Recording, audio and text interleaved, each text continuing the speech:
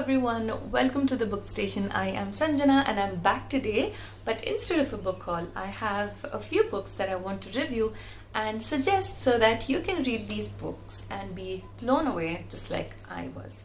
I have a Goodreads goal of reading around 50 books this year and I've read 8 so far. I'm quite happy.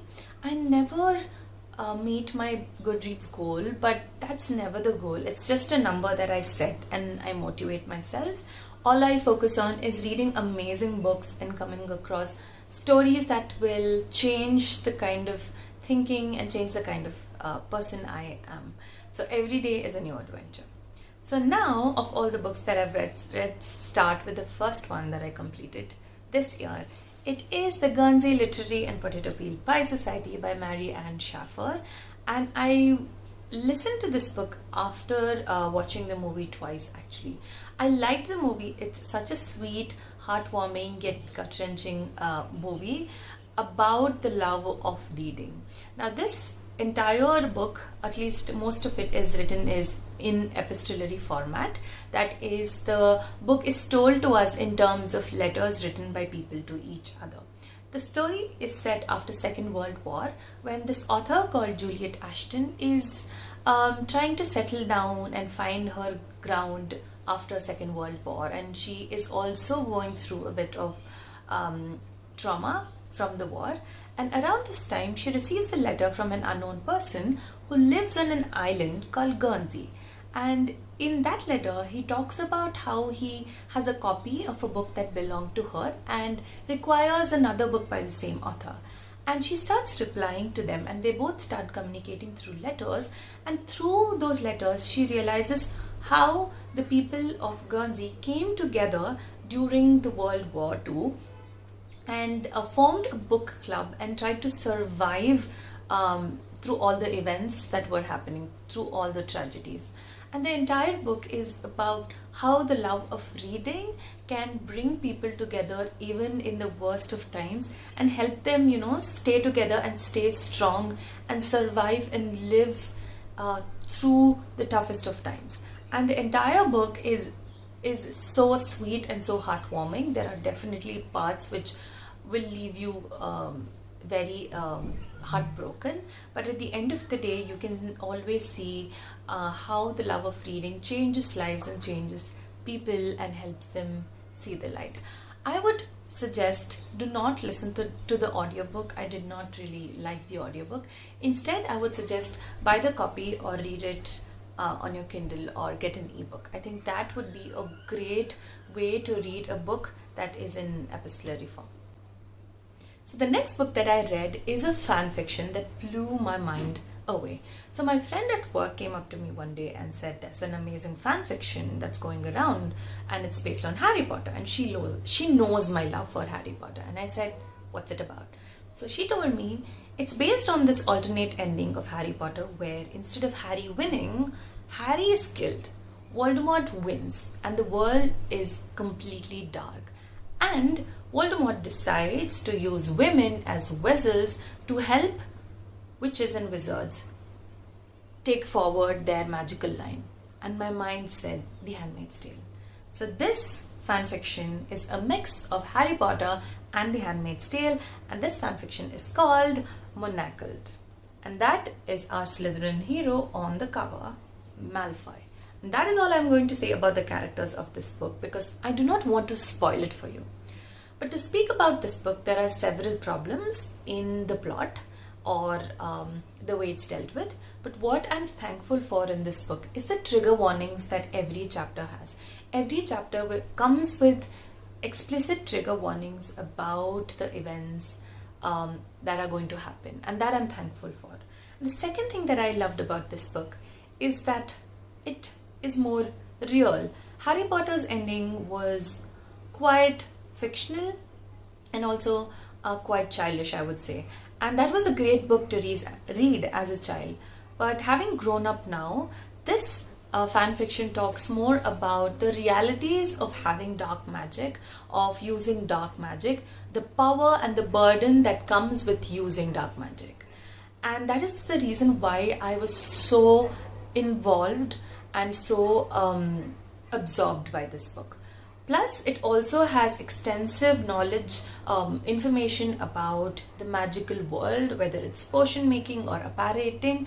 There's a lot of research that's done and explained in this book. So well written. And if you have been a person who has loved reading Harry Potter as a kid, you will definitely find some answers and a lot of explanation as an adult in this book. Yes, it has its own problems, so please look up the trigger warning even before you start this book. And anytime you do think that it's wrong, I think you should put this down. But by the end of this book, I think it changes our fundamental idea of what a Slytherin and what a Gryffindor is. And that is why I love this book. And I think I'll keep going back to the research on the magical world that this book explains. So that is a recommendation for Harry Potter fans. Then I went on to read another book called The Seven Husbands of Evelyn Hugo. Difficult. And this is my first ever Taylor Jenkins Reads book, and I could not stop reading this book. This book is so well written, the characters are so amazing that I thoroughly enjoyed this book. This is a story of how Evelyn Hugo, who is wronged early on in life, decides to take up her mom's dream of becoming this Hollywood star and uses everything that she has, her age, her looks, her connections, to rise up and climb the ladder. And she is unapologetic about it. And this book starts off at the end when Evelyn is very old. She calls one of the journalists at a magazine called Monique and tells Monique that she can write her biography but publish it only after Evelyn's death. And the entire book talks about Evelyn's life and how she marries 7 husbands and divorces them and why. The entire book is very well written. It keeps you hooked, and it also gives us an insight into the lives of stars who do so many things to survive and for fame alone. But this book is also about a young girl who dreams, loves, lives, and also dies with everything that she has done. She is unapologetic, like I said, and owns up to everything that she has done. And like I said, this book is so well written that every page keeps you gripped. There is no arc that is slow. There are no characters that are not well rounded.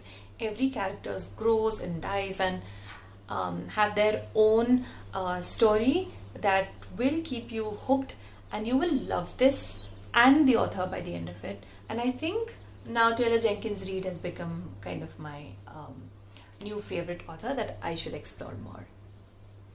The next book that I read is called The Sense of an Ending by Julian Barnes, and this is the first book by this author that I've ever read, and I was blown away by this book.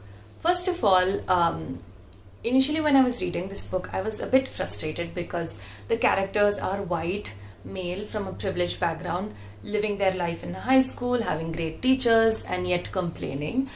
But the entire story is about Mr. Webster, what is his full name? Tony Webster, who is telling us about his high school life and his friends whom he loved and the girlfriend he had, and how his life changed, and now those characters have come back to haunt him. But the worst part about this book is, after a few pages, you realize that this narrator is not reliable. Though his words are very philosophical and psychologically aware, that awareness makes us question the entire narrative. And you would think that by the end of the book that you would get answers. No, Barnes leaves you with an ambiguous ending, leaving you crazy and wanting to read this entire book again and Google about the ending and try to find your own answer. It's a book with open ending, so if you do not like books, mystery especially with open ending, do not pick this up. But otherwise, this is a great mind-boggling book to read. Then I went on to read a book called The Death of Vivek Oji by Akweki Emizi. This is a book set in Nigeria. I've fallen in love with African literature ever since I read Chinua Achebe and Chimamanda Ngozi Adichie. And this book is very unique because it is based on queer characters. I've very rarely come across conservative societies or third world countries talking so much about queer characters or queer people. This book is about how the death of Vivek Oji leaves his parents questioning as to what happened to their only son who was so adored by them. What did they go wrong in? And then his cousin, that is Vivek's cousin, takes us on a journey of Vivek's childhood, of how when he was born on the same day that his grandmother dies, there was something that shifted in him, and how that narrative or that time in life kind of impacts his entire life.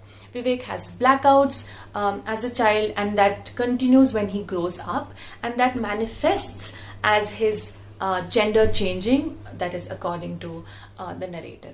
But the truth is how the people around Vivek fail to understand his change in gender and try to treat the illness that he is showcasing.